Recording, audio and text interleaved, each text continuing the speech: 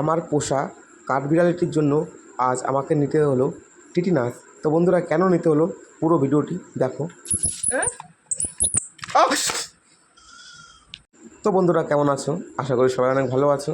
তো বন্ধুরা, তোমাদের আমি আগেও বলেছি, আমার যে কাঠবিড়ালির বাচ্চাটা আছে সে কিন্তু আগে থেকে অনেকটা ছটপট এবং অন্যরকম হয়ে গেছে। এটাকে কিন্তু আমরা মাঠে কুড়িয়ে পেয়েছিলাম, সেখান থেকেই নিয়ে আমরা এটাকে লালন পালন করি, ছোটো থেকে অনেকটা বড় করি।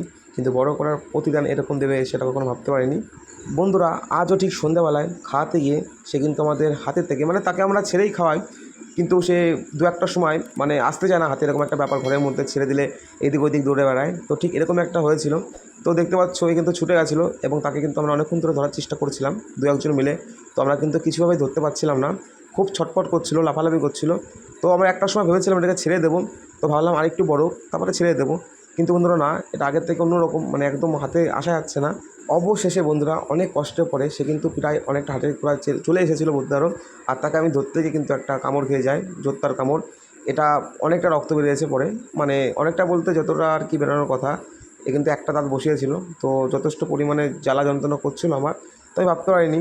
তারপরে বন্ধুরা আমরা ডিসাইড করলাম এটাকে আমরা ছেড়ে দেবো, কারণ এইভাবে তাকে আটকে রাখাও একটা রিস্ক, এবং তারও প্রবলেম হচ্ছে হয়তো, এবং আমাদেরও একটু প্রবলেম হচ্ছে তাকে খাওয়াতে। তো বন্ধুরা, তোমরা সবাই জানো, যারা দেখেছো, ছোটো থেকে অনেক কষ্ট করে, মানে কষ্ট বলতে কি, যেভাবে মানুষ করা হয় সেভাবে করেছি। তো একটা মায়া হয়ে গেছে এরপরে। তো সব মায়া মমতা সব লুকিয়ে রেখে আজকে আমরা একে ছেড়ে দিচ্ছি। ওর জীবনটাও সুন্দর হোক এবং ভালো থাকুক, কারণ একে এভাবে আটকে রাখলে ও হয়তো আর থাকতে যাচ্ছে না খাঁচার ভিতরে, যার জন্য এরকম ব্যবহারটা করছে। তো বন্ধুরা, একে ছাড়ার প্রথম হয়তো যেতে যাচ্ছিলো না, অন্ধকার ছিল, যার কারণে হয়তো একটু ভয় পাচ্ছিল।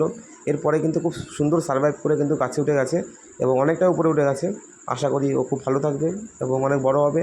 আর দেখবো হয়তো দিনের বেলায় আসে কি না, যদি এসে থাকে তোমাদের অবশ্যই দেখাবো। তো আশা করি না আসবে, তবে আসতেও পারে, যদি আসে তোমাদের অবশ্যই দেখাবো। তো বন্ধুরা, তারপর চলে গেলাম যেখানটা আমার যাওয়ার কথা। তো বন্ধুরা, যে ভদ্রলোকটির কাছে আমি এসেছি, এটা হচ্ছে আমার জেঠু, আমার আপন জেঠু। সে ডাক্তারি প্র্যাকটিস করে, যার জন্য আমাদের কোনো অসুবিধা হয় না। তো এখানটা চলে এলাম। তো দেখতে পাচ্ছ, জেঠু বললেও টিটিনাসটা নিতে হবে, তো এটা কপালে ছিল।